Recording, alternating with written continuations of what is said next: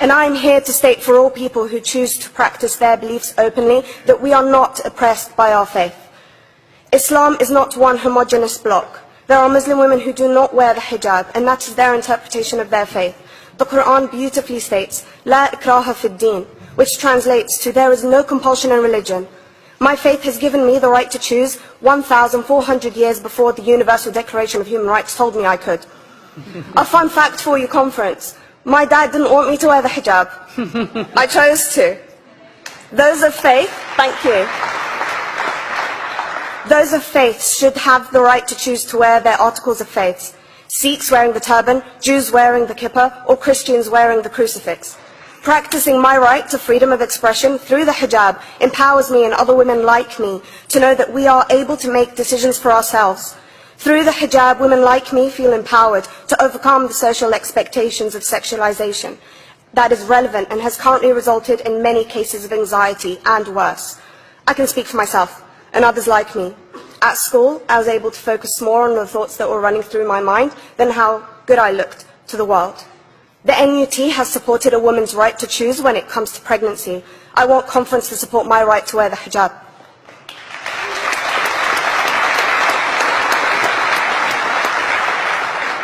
How I choose to practice my faith is clearly displayed for all to see. This makes me the target of hate crime.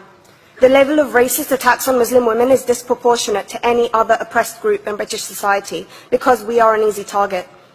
This decision by Ofsted has ramifications beyond the school gates and must be seen in the context of increased attacks on the Muslim community and perpetuates the outdated notion that Muslim women are victims.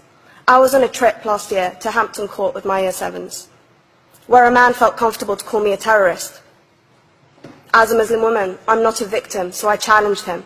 He denied it.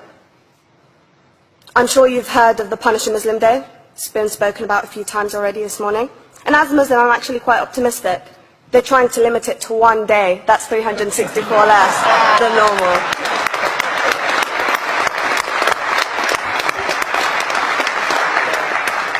But let's be clear, conference. Islamophobia and other forms of racism affects non-Muslims too. If we don't challenge this stance as a collective, we may turn into a society like France, where women are forced by the law to choose between their faith and their education, their faith and their right to work in the public sector, their faith and their right to enjoy a day out by the seaside with their families. I want to end by stating that I came to this country as an 8-year-old refugee. We are Palestinians, forced out of our land in 1948. We lived in third world conditions, similar to those in Calais for 60 years. Here, I received the support I needed to study law at university and become a secondary school citizenship and PSHE teacher and a school rep. An injury to one is an injury to all, and I want to thank the Union for its stance on all oppressed groups, in particular mine, Palestine. Thank you, Thank you, Latifa.